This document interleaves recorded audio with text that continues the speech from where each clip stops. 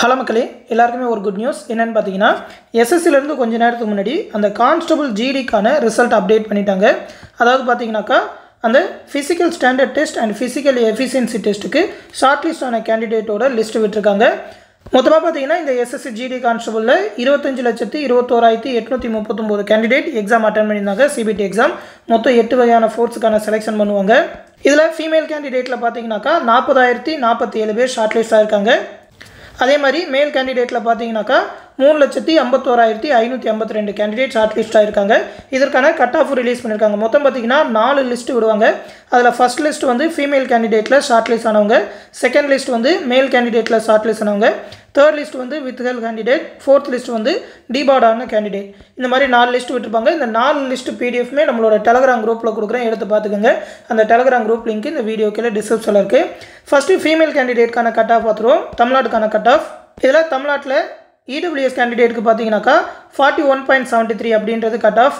அதே மாதிரி ஓபிசிக்கு பார்த்தீங்கன்னா 66.80, எஸ்சி கேண்டிடேட்டுக்கு 59.44, எஸ்டி கேண்டிடேட்டுக்கு 62.35, அன்ரிசர்வ்ட் கேண்டிடேட்டுக்கு 69.20 அப்படின்றது கட் ஆஃப். அதோட லீஸ்ட் மார்க் கொடுத்துருக்காங்க, அந்த டேட் ஆஃப் பர்த் முதற்கொண்டு கொடுத்துருக்காங்க.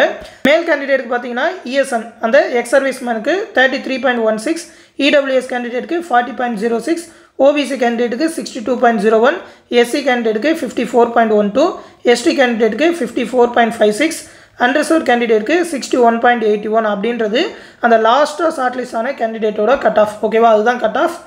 மொத்தம் பார்த்தீங்கன்னாக்கா வேகன்சி 53,690 வேகன்சி கொடுத்துருந்தாங்க. முதல்ல நோட்டிஃபிகேஷன் வந்திருந்தப்போ 39,481 வேகன்சி தான் கொடுத்துருந்தாங்க. அதுக்கப்புறம் 21/4/2025 படி ரிவைஸ் பண்ணி கொடுத்துருந்தாங்க.